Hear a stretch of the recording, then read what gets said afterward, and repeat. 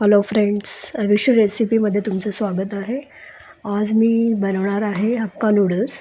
Hakka नूडल्सचे मी packet घेतलेलं आहे. त्याच्यामधून 2 ते 3 ते मोठ्या शिवया आहेत त्या मी घेतलेल्या आहेत. इथे मी पाणी उकळण्यासाठी ठेवलं आहे. पाण्यामध्ये मी थोडंसं नमक टाकलेलं होतं आणि तेल टाकलेलं आहे 1 छोटा स्पून. आणि सर्व नूडल्स जे आहेत ते उकळण्यासाठी त्याच्यात टाकलेले आहेत. तर तुम्ही बघू शकता. आता हे आपल्याला एकसारखं हलवायचं आहे, जेणेकरून ते नूडल्स जे आहेत ते आपल्याला शिजतील चांगले. याला आपल्याला जास्त शिजवायचं नाही आहे. 1-2 ते 3 मिनटं हे उकळलेल्या पाण्यामध्ये एकदा हे झालं की आपण ते काढून घेऊया. त्याचं पाणी पूर्ण आपल्याला ड्रेन करून घ्यायचं आहे. त्याच्यासाठी आपल्याला ड्रेनर लागणार आहे. एक चाळण आणि एक मोठा टोप मी घेणार आहे, ज्याच्यामध्ये मी हे उकळलेले जे हक्का नूडल्स आहेत ते आपल्याला त्याच्यात काढून ठेवायचे आहेत. इथे तुम्ही बघू शकता. हे एकसारखं हलवल्यामुळे सगळ्या ज्या नूडल्स आहेत त्या सेपरेट होत आहेत आणि आपल्याला ते व्यवस्थित ते शिजवलं जाईल.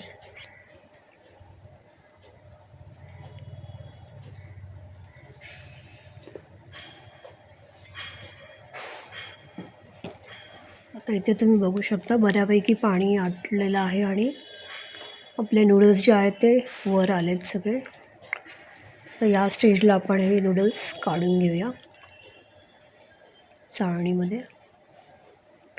कधी जर जेवण बनवण्याचा कंटाळा आला तर हे आपण हक्का नूडल्स बनवू शकतो. हेल्दी पण आहेत आणि आपल्याला ते खाण्यासाठी पण चांगले लागतात. त्याच्यामुळे कधीतरी आपल्याला ट्राय करण्यासाठी छान आहेत.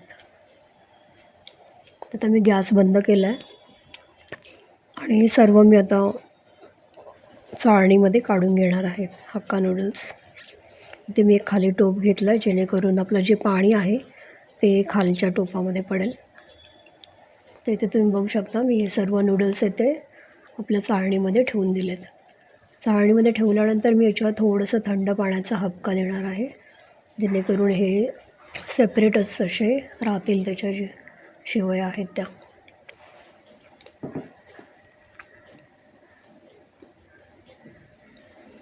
आता आपण हे साईडला ठेवूया आणि बाकीची पुढची तयारी करूया. इथे मी कढईमध्ये तेल टाकलेलं आहे. इथे तुम्ही बघू शकता मी कांदा चिरून घेतला, टोमॅटो, बारीक कोथिंबीर आणि भाज्या तुम्ही तुमच्या आवडीप्रमाणे घेऊ शकता. इथे मी कांद्याची पात घेतली आणि कोबी घेतलेला आहे बारीक चिरून. तर तुम्हाला जर भाज्या अजून काय ॲड करायचे असेल, जसे गाजर आहे, सिमला मिरची आहे, तर ते तुम्ही ॲड करू शकता. जेवढ्या भाज्या आपण ॲड करू तेवढं ते छानच लागतं ते त्याच्यामध्ये. तर इथे मी कांदा परतत आहे. तेल आपलं चांगलं तापलेलं आहे, तर त्याच्यानंतर मी कांदा टाकलेला आहे परतायला. कांदा एकसारखा परतत आला.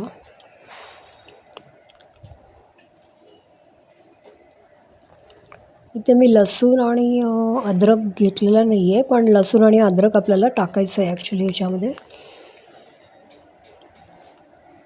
लसूण अद्रकची पेस्टसुद्धा आपण याच्यात तेलामध्ये परतली की ती त्याचा एक फ्लेवर छान या नूडल्सला येतो. तर ते आपल्याला स्किप नाही करायचं आहे. तुम्ही लसूण आणि अद्रक त्याच्यामध्ये ॲड करा.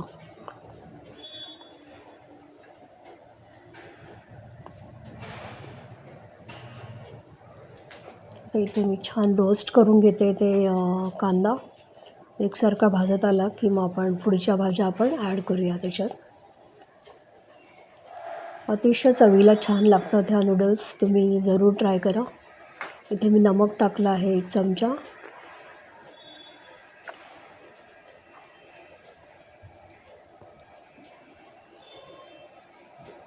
नूडल्स शिजवताना सुद्धा आपण पाण्यामध्ये 1 चमचा टाकलेला होता, त्याच्यामुळे मी आता इथे फक्त 1च चमचा वापरणार आहे नमकचा. तुम्ही स्वादानुसार नंतर ॲड करू शकता. आता इथे टोमॅटो टाकलेला आहे. कांदा टोमॅटो चांगलं भाजत आलं की मग आपण बाकीच्या भाज्या आहेत त्या ॲड करूया. भाज्या वगैरे सर्व आपल्याला आधीच कटिंग वगैरे करून घ्यायचं आहे, जेणेकरून आपलं ही अशी फोडणी वगैरे होत आली की आपण ते पटकन ॲड करू शकतो. आता इथे तुम्ही बघू शकता तेल आणि हे थोडंसं सेपरेट होत चाललं आहे, म्हणजे आपला कांदा आणि टोमॅटो चांगला भाजत आलेला आहे. आता इथे आपण मिरच्या ॲड करूया. मिरच्या मी 8 ते 10 कट करून ठेवलेल्या होत्या, त्या टाकलेल्या आहेत. मिरची पण आपल्याला तेलामध्ये परतून घ्यायची आहे, जेणेकरून ती खाताना जरी आपल्याला तोंडात आली तरी ती तिखट नाही लागणार. मिरची तळल्यामुळे ती तिखटपणा तिचा कमी होतो.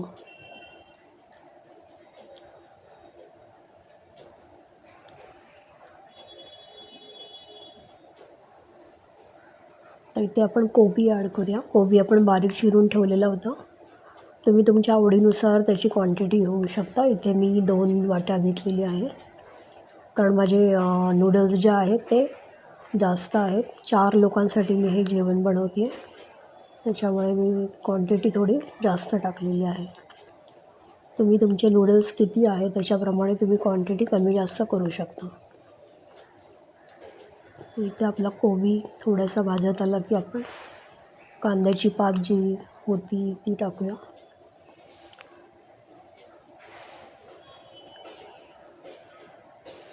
कांद्याची पात माझ्याकडे थोडे 4-5 पाती राहिल्या होत्या, त्या मी कट करून आता याच्यात ॲड करते. छान लागते ही पण नूडल्समध्ये, तर तुम्ही जरूर ॲड करा. अजूनही भाज्या तुम्ही ॲड करू शकता तुमच्या आवडीप्रमाणे. इथे मी कोथिंबीर टाकलेली आहे. गाजर, सिमला मिर्च वगैरे ह्या भाज्यासुद्धा याच्यामध्ये छान लागतात. इवन ओले वाटाणेसुद्धा आपण त्याच्यात टाकू शकतो. सीझनप्रमाणे जशा भाज्या आपल्याकडे अवेलेबल असतील त्या आपण टाकू शकतो. भाज्या ॲड केल्यामुळे आपल्याला एक ग्रीन पालेभाज्यासुद्धा मिळत असतात. विटॅमिन ए वगैरे आपल्याला भरपूर मिळतं याच्यामुळे. मुलांनासुद्धा नूडल्स खूप आवडतात, त्याच्यामुळे कधीतरी संध्याकाळी वगैरे असा बेत हा छान वाटतो.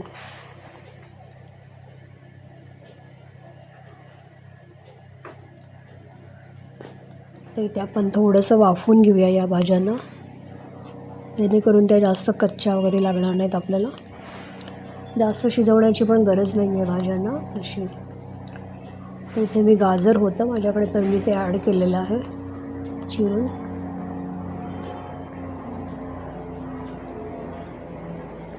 गाजरसुद्धा एकसारखं आपल्याला हलवून घ्यायचं आहे, जेणेकरून ते लवकर शिजेल त्याच्यात.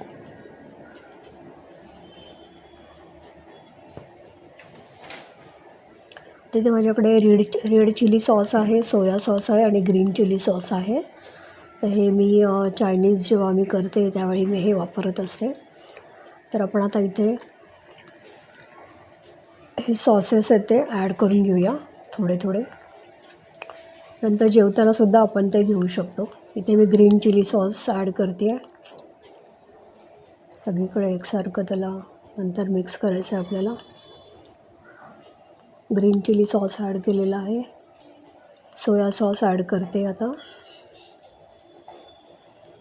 त्याच्यामुळे एक छान फ्लेवर येतो याला, चायनीज खाल्ल्यासारखं वाटतं आपल्याला. सोया सॉस ॲड केलेला आहे आणि रेड चिली सॉस पण मी तिथे ॲड करते. थोड्या प्रमाणात ते ॲड करायचं आहे, 1-2 टेबलस्पून वगैरे छोटे. नंतर आपण वरूनसुद्धा ते घेऊ शकतो, आपल्याला जसं हवं आहे तसं त्याप्रमाणे. हा रेड चिली सॉस आहे.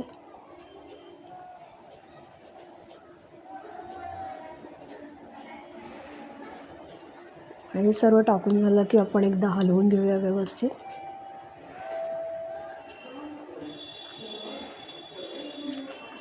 हे चांगलं परतून आपण नंतर मग थोडंसं झाकण लावूया आणि 2 मिनटं आपण त्याला वाफ देऊया त्याची, जेणेकरून ते एकसारखं सगळं त्याला लागेल. सगळ्या भाज्यांना ते सॉसेस वगैरे ॲड होतात. इथे तुम्हाला जर अजून काही सॉसेस माहिती असतील आणि ते तुम्हाला ॲड करावेसे वाटत असेल तुम्ही करू शकता तुमच्या नेहमीच्या ह्याच्याप्रमाणे.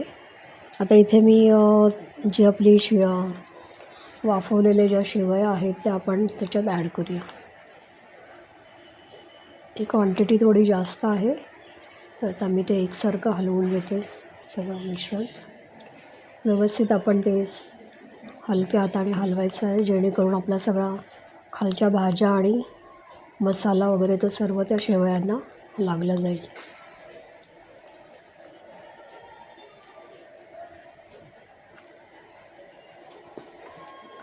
झटपट होणारी ही रेसिपी आहे. फक्त आपल्याला थोडे भाज्यांची पूर्वतयारी करून आणि सॉसेस वगैरे सर्व व्यवस्थित पूर्वतयारी करून ठेवली तर ही आपली 15 ते 20 मिनटात होणारी ही रेसिपी आहे आणि झटपट होते ती.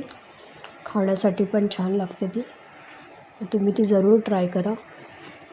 तुम्हाला जर माझ्या रेसिपी आवडत असेल तर प्लीज लाईक करा, तुमच्या कमेंट्स करा. तुम्हाला जर याच्यामध्ये काही अजून ॲड करावं असं वाटत असेल तर, आणि शेअर करा माझ्या व्हिडिओज.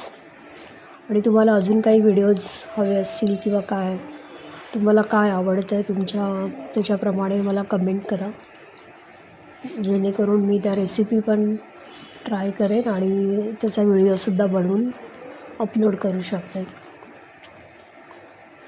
तर या स्टेजला आपण थोडंसं झाकण ठेवूया आणि वाफवूया आपण आपल्या शेवया. थोड्या वेळाने आता हे मी बंद केलेलं आहे गॅस. इथे गरम कढईमध्येच त्या शेवया आता वाफवल्या जातील. तुम्ही बघू शकता. Thank you for watching.